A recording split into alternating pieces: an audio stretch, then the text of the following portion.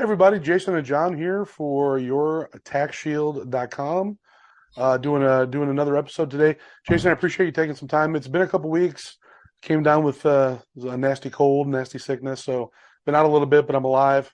All is well. So John, I'm doing your better. I'm glad you're doing better, and I appreciate you as always. I appreciate you.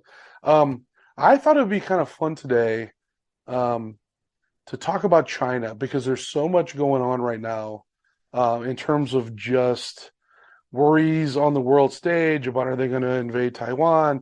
Are are they as strong as they've always been? Are they getting stronger? Can we handle them militarily? So I thought if I thought I'd pick your brain a little bit, kind of see where what your take is on where China is as a superpower, and then maybe we can dive into some of the economics of it and kind of go from there. Absolutely, and if I could, please, if you find any entertainment or educational value in this at all, please like and subscribe. It helps us help you, and we are not financial advisors. Always do your own research. Absolutely. So China, I've been pretty obsessed with China the last 6 months. I've always kind of kept my eye on them, but the last 6 months, for some reason, with the whole global economic collapse, I thought that would be a good place to look. Yeah. So first off, Taiwan, it's actually a very big deal. It's my opinion that they probably will invade Taiwan. Mm-hmm. And as far as military goes, China's a powerhouse. They're second to the U.S., although the U.S. has, if you look at the top nine nations, how much they spend on their military, the U.S. covers the top three. So we are by far way dominant. Yeah. But China has like a lot of bodies they could throw at a situation for sure. Oh yeah, absolutely. So that aside, though, Yeah. let me tell you why you probably don't need to worry about China. Oh, good. Yes, please.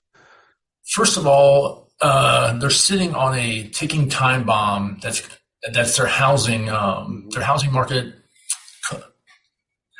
collapse potential, which is surely to happen at some point, is so big that would make the American 2008 housing collapse look like child's play. Sure.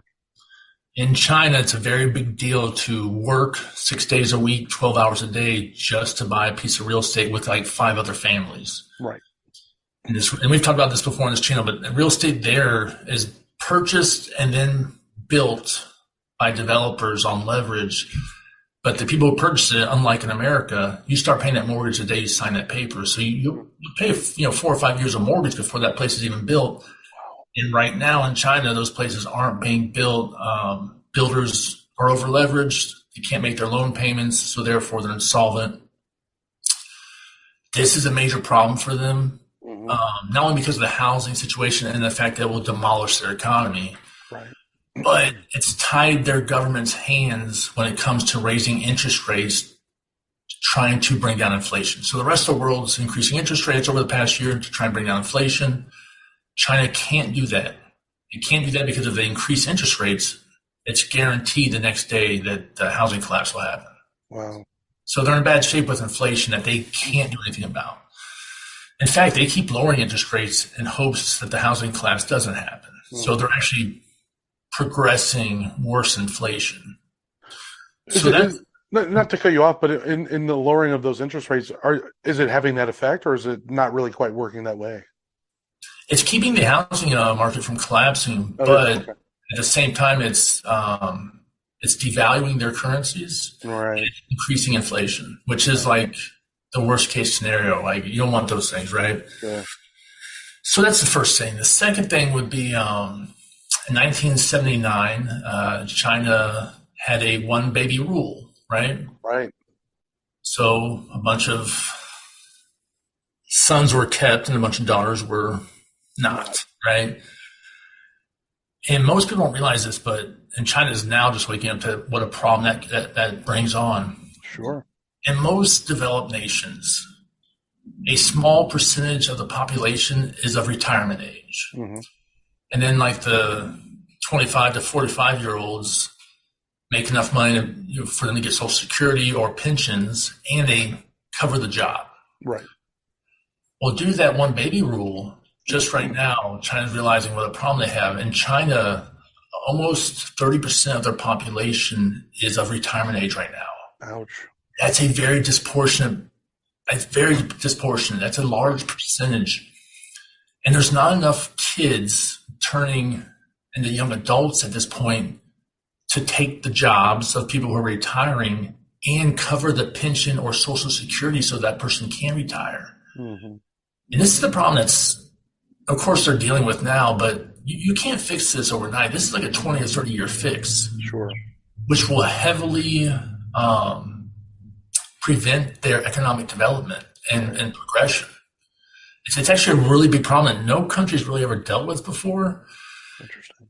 And it's huge. And no one's really talking about it, but it's a big problem. Yeah, and going back to the housing collapse, when you sort of look at our macro level in the United States and just how big we are, 330 million people, and how out of control it sometimes seems from that macro view, I can't imagine having to try to control something 10 times that size. Like it just seems destined to collapse at some point, just organically, Especially since their development all happened in the last 30 years. Right. Like ours took 100 years. They did it on a fast track. So just give me an example. In a healthy economy, your average family has 2.1 children per family. Right.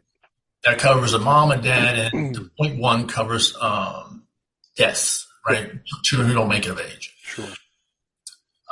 They're at like 1.1, 1.2. Mm-hmm. They are so far behind the curve. Like it's pretty bad. That's crazy. It's also crazy to think that that's a problem in a world where we're about to touch 8 billion people for the first time. Like it's weird. It's almost a weird sort of yin and yang thing where it's like they've got a problem because of the one child thing, when in fact we've got 8 billion people on the planet.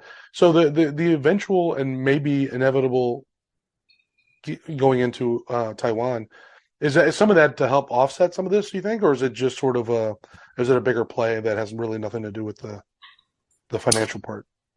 I think it's all kind of related. Yeah. To touch back on the Taiwan situation also, people don't really realize China has two allies. They got North Korea and Russia. Yeah. But they've got dozens of enemies, people that they have Mm-hmm. have crossed, like, for example, Malaysia. Right. They constantly post up warships on Malaysians off their border in the ocean. And Malaysia keeps telling me, man, please stop doing that. You're in our waters. But they do that to a lot of countries. That's just one example. They've got so many enemies that I imagine if I don't know if Taiwan will be the thing, but at some point, dozens of enemies will jump in the boat to Sure. cause trouble to China, I imagine. Yeah, I mean, I get it's one of those things where you smell a little blood in the water, and all of a sudden everybody's ears perk up. Yeah. Let's talk a little bit. How does this sort of China effect, if we'll call it that, affect crypto on a sort of a macro level? Does it have any impact at all, or is it? That's very interesting question, John, for sure. So verbally, China's always been anti-crypto, but secretly they've been pro-crypto. Sure. And they've been the first country to release a CBDC, which is a digital fiat currency. So they're ahead of the curve, and they see the technology, the advantage of the technology. And I do believe they'll probably be one of the first countries to secretly buy up billions of dollars of Bitcoin and put it on their balance sheets, just because I think they're smart enough to see that would give them an edge against American financial warfare. Sure. No, and that would make sense too, right? Like if you see your sort of world collapsing, why wouldn't you look for something outside of those parameters to help maybe ease that tumble, and go that route? I mean, if they're willing to lower their interest rates, which is Mm-hmm. absolutely desperate in times like this, I imagine they're also willing to buy a bunch of Bitcoin. But there's a couple of other things too. So most of China's electricity is hydro. Mm-hmm. It's created through dams and stuff like that. Right. And they're having historically bad droughts, really bad droughts. Like there's this picture of this one river that a couple of years ago looked like the Mississippi River. It was going right through the city and it was massive. Yep. Now you look at these pictures and it's just dirt. And people don't realize that. So they started shutting down cities, and they said it was because of COVID. Right. And this is just a theory of mine. I could be wrong, but I think it wasn't because of COVID. I think it's because they didn't have the electricity for the factories to run. Right. And the water's not just, it's not only, electricity is not the only problem for them. Their farmers are digging, drilling for water in the ground. Right. And not only do they have to dig super far, but they're finding out that all the water they're finding is super polluted because in China they use 3 times the pesticides and herbicides that we use on our crops. So the water's unusable that they're finding 60 feet underground, right? Right.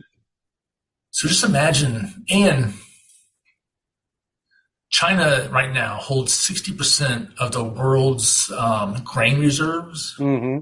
They've been buying left and right, and they're storing them. Right. So they know there's a problem, and they're preparing for it. But can you imagine the effect on the global stage of a country that big buying up that much of the global reserves of grain, right? Right. It's pretty devastating. So, you get the water, the droughts, the interest rates, the currencies, the population, the mismatch of youth versus old, Right. and the housing.